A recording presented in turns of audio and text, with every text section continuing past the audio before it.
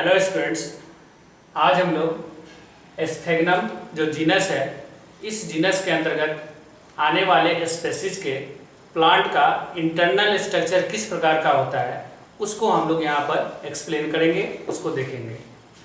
तो जो स्फेग्नम जीनस है उसके प्लांट का जो इंटरनल स्ट्रक्चर होता है, तो इसमें हम लोग जो इंटरनल स्ट्रक्चर देखेंगे, इसमें दो चीज़ का इंटरनल स्ट्रक्चर देखेंगे। एक तो उसका जो मेन एक्सिस है, उसके मेन एक्सिस का, और दूसरा जो है उसके लीफ का। तो सबसे पहले हम लोग मेन एक्सिस जो होता है, उस मेन एक्सिस को यदि हम ट्रांसवर्स सेक्शन करते हैं तो वहाँ पर हमको स्ट्रक्चर, जो सेल का स्ट्रक्चर है उसके अंदर का, वह जो है किस प्रकार का दिखाई देता है। तो इसमें ये जो है उसके मेन एक्सिस का टीएस है, जो कि इसको कट किया गया है। तो इसके अंदर का जो स्ट्रक्चर है ये आपको दिखाई दे रहा है।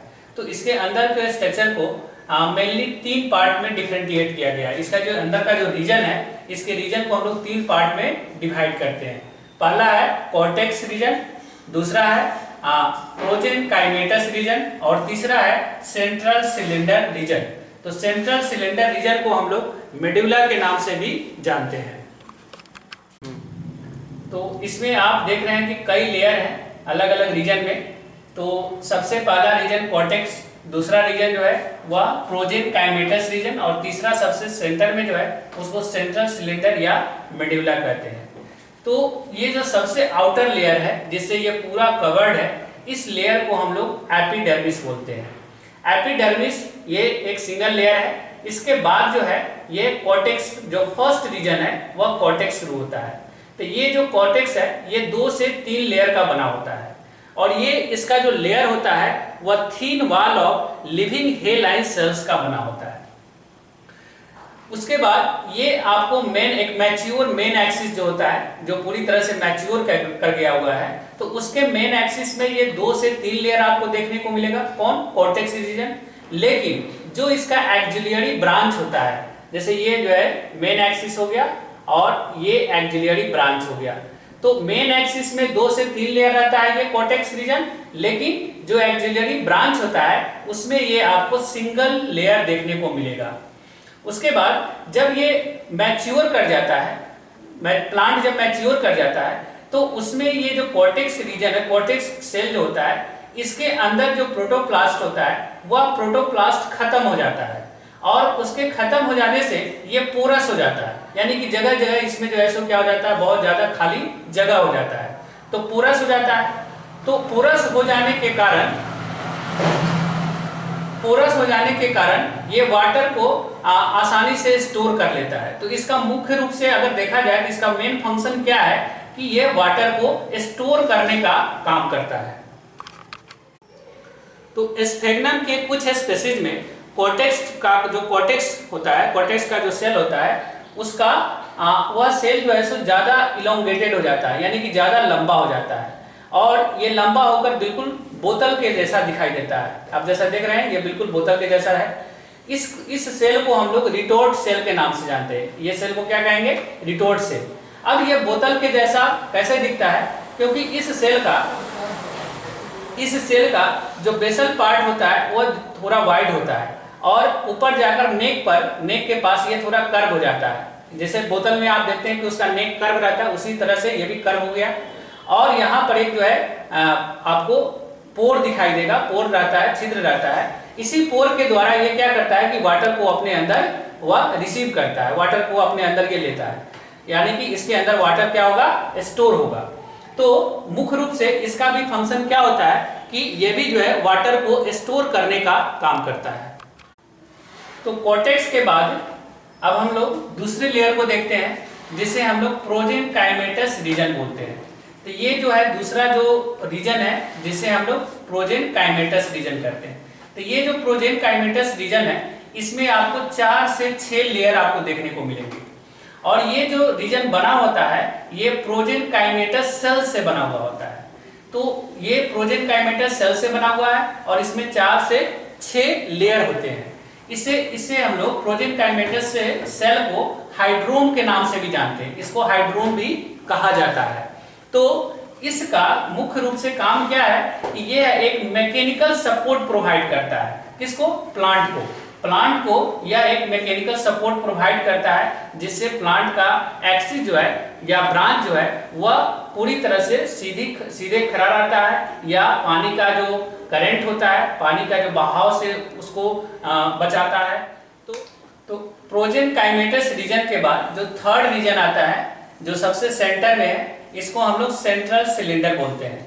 तो ये जो सेंट्रल सिलेंडर है, इसे हम लोग मेडुला भी कहते हैं, और यह आपको एक्सिस के एकदम बिल्कुल सेंटर में आपको देखने को मिलेगा, बिल्कुल सेंटर में रहता है। ये जो रीजन बना होता है, यह पैरेन्काइमेटस सेल से बना हुआ है, और इसका मुख्य रूप से काम क्या है? तो सेंटर जो ये मेडुला है, इसका मेन काम ये होता है कि प्लांट के द्वारा जो फोटोसिंथेसिस के द्वारा जो फूड को प्रिपेयर किया जाता है, उस फूड को स्टोर करने का यह काम करता है। तो अब हम लोग देखते हैं कि एस्फेगनम के स्पेसीज में जो प्लांट आते हैं, उस प्लांट में लीफ का जो इंटरनल स्ट्रक्चर होता है वह किस प्रकार का होता है। तो इसका जो लीफ होता है वह एक ही लेयर के सेल का बना होता है। इसमें सिंगल लेयर आपको देखने को मिलेगा।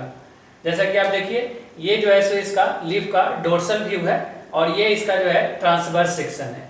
ये पूरा जो स्ट्रक्चर है यह सिंगल लेयर का बना हुआ है, एक ही लेयर का ये बना हुआ है। एक मैच्योर लीफ में जो है आपको इसमें दो तरह के सेल देखने को मिलेंगे, यानी कि इसमें ज़्यादा तरह के सेल भी आपको इसमें देखने को नहीं मिलेंगे। दो ही तरह का सेल होता है। एक जो सेल होता है जिसे हम लोग क्लोरोफाइलस सेल कहते हैं, और दूसरा जो है सो हेलाइन सेल्स होता है। यहाँ पर देखिए स्ट्रक्चर में ये क्लोरोफाइलस सेल है, और ये जो अंदर पूरी तरह से स्पाइरल है, ये जो बना हुआ है ये हेलाइन सेल से बना हुआ है। तो ये जो क्लोरोफाइलस सेल है, इस क्लोरोफाइलस सेल में आप देखिए बहुत सारे जो है डिस्क्वायर्ड क्लोरोप्लास्ट आपको देखने को मिलेंगे।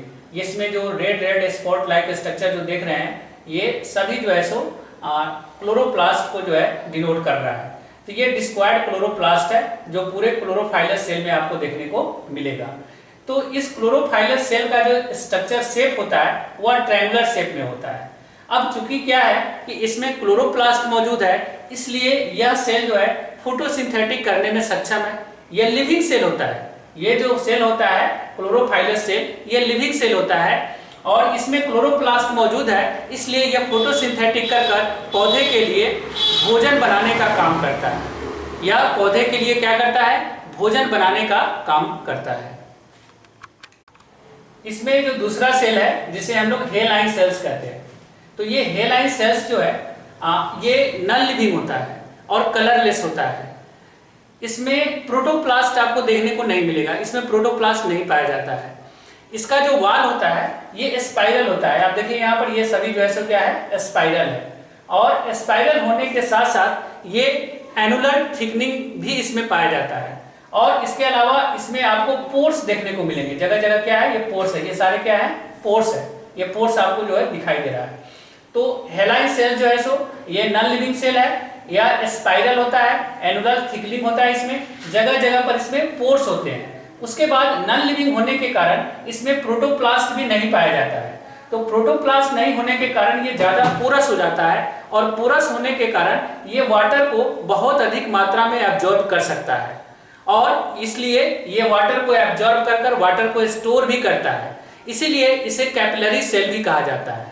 तो ये जो दोनों सेल है, क्लोरोफाइलस सेल और हेलाइन सेल, ये दोनों जो है ये अल्टरनेट सीक्वेंस में अरेंज रहते हैं। अल्टरनेट सीक्वेंस में अरेंज होने का मतलब ये हो गया कि आप देखिए एक जो है क्लोरोफाइलस सेल, फिर हेलाइन सेल, फिर क्लोरोफाइलस सेल, फिर हेलाइन सेल, इस तरह से ये अरेंज है। क्लोरोफाइलस सेल, हेलाइन सेल, ऐसे कर ये एक अल्टरनेट सीक्वेंस में अरेंज रहता है।